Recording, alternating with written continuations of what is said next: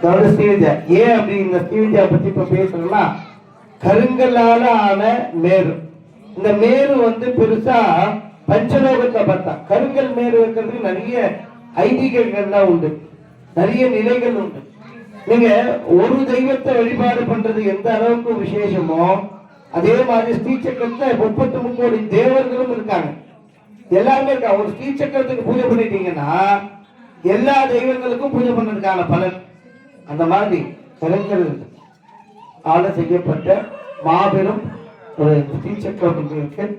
காஞ்சி காமாட்சியில உண்டு, திருவேற்காட்டில் ஒன்று நிறைய கோவில்கள்ல ஸ்ரீசக்கரம் வச்சிருப்பான். ரொம்ப ஆகர்ஷணம் அதிகம், அம்பாள் பரிபூர்ணமா நிறைஞ்சிருப்பான்.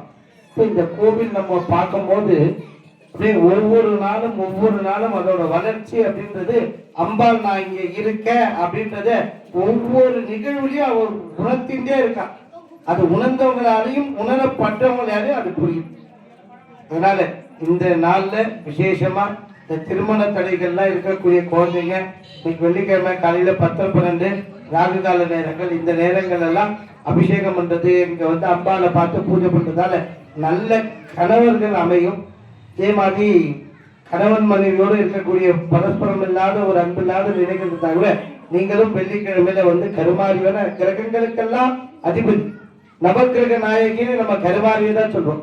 அதனால இந்த நவக்கிரகங்களால ஏற்பட்டிருக்கக்கூடிய அத்தனை துயர்களையும் போக்க வல்லவர் அன்னை கருமாரி. இவரை பிரார்த்தனை பண்றது ரொம்ப விசேஷம். வெள்ளிக்கிழமை ராகுகால நேரங்கள்ல வந்து அன்னை வாராகியும் இருக்கா, அவரையும் நமஸ்காரம் பண்ணிட்டு தீபம் போடுங்க, மஞ்சள் அரைச்சு அவளுக்கு சாப்பிட்டுங்க. அம்மா உன் மனம் குளிர்னா மாதிரி என்னோட இல்லமும் உள்ளமும் குளிரும் அம்பால பிரார்த்தனை பண்ணிக்கோங்க. தெரிந்த பாவம் துரோகங்கள்ல 2 வகை உண்டு.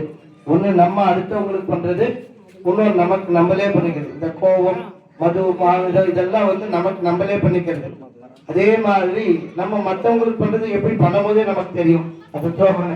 அதனால இது 2க்குமே கர்மாக்கள் பாபங்கள்லாம் உண்டு.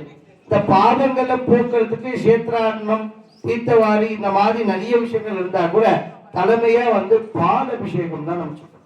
இந்த பால் அபிஷேகம் நாங்க பண்றதாலேயே நமக்கு தெரிஞ்சு தெரியாம என்ன கர்மாக்கள் இருந்தாலும் அந்த அம்மா கிட்ட பரிபூர்ணமா சரணாகதி பண்ணி அவளுக்கு அந்த அபிஷேகம் செய்து இன்றையிலிருந்து அம்மா இந்த மாதிரி வெண்மையான மனமும் நல்ல உள்ளமும் குடும்பம் தான். ஏன்னா நீங்க பாப்பீங்க தேங்காய் உடைச்சு யாரும் சாமிக்கு பார்த்தா மாதிரி வைக்க மாட்டாங்க, நம்மளை பார்த்தா மட்டும் வைப்பாங்க. ஏன் காரணம் அப்படின்னா இந்த வாழைப்பழத்தை வந்து எவ்வளவு பழம் இருக்கு, ஆனா வாழைப்பழம் தான் வைப்பாங்க.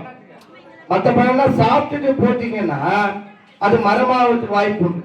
இந்த வாழைப்பழத்தை நீங்க சாப்பிட்டு போட்டாலும் அப்படியே போட்டாலும் மரம் ஆகாது. அந்த மாதிரி இதே என்னோட கடைசி பிறவியா இருக்கணும், உங்ககிட்ட என்ன வந்து சேர்த்துக்கோன்னு அம்பால நம்ம பிரார்த்தனை பண்றதுக்காக தான் இந்த வாழைப்பழம் மாதிரி எனக்கு ஒரு முக்தியும், இந்த தேங்காயில இருக்கக்கூடிய வெண்ணெய் மாதிரி எனக்கு ஒரு மனசும் குருமான்னு அம்பாள் பிரார்த்தனை. உங்க பால் அபிஷேகம் பண்ணும்போது உங்களுக்கும் அம்பாள் அந்த நிலைகள் கொடுப்பான். நான் தான் இது வரைக்கும் பண்ண பாவனா கழிச்சு ஃப்ரெஷ்ஷா போய் பண்ணக்கூடாது. அதனால இன்றைய தினம் உங்களுக்கான தருணம், அம்பாள் எடுத்த பிரார்த்தனை பண்ணிக்கோங்க, எல்லாமே நல்லது நடக்கும்.